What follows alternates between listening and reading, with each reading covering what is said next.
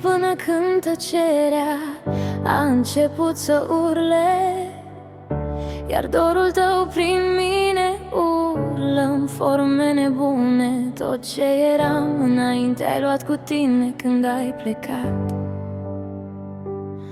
și am rămas doar o umbră care învață iar să bată în piept. Ești iubirea mea pierdută, nu te mai pot repara.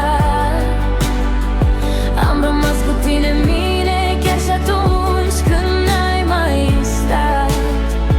Fiecare noapte mă găsește cu tine în gândul meu, și tot ce încerc să uit devine mai adânc, mai greu.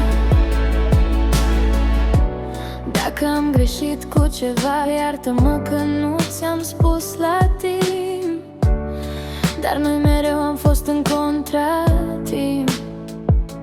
Toate promisiunile mele au rămas în aer ca un vânt de primăvară. Și nu uita niciodată cât te-am iubit de prima oară. Îți caut chipul în ecoul zilelor ce-au trecut,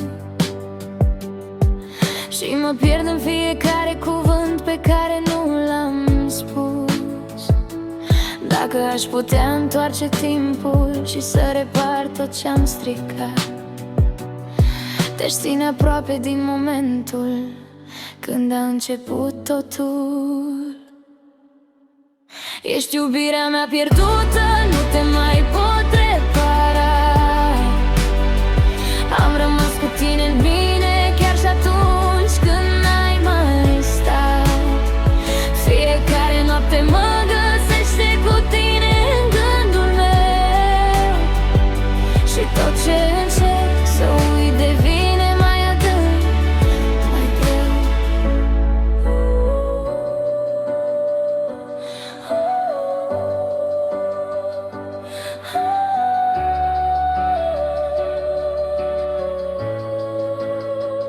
Ești iubirea mea pierdută,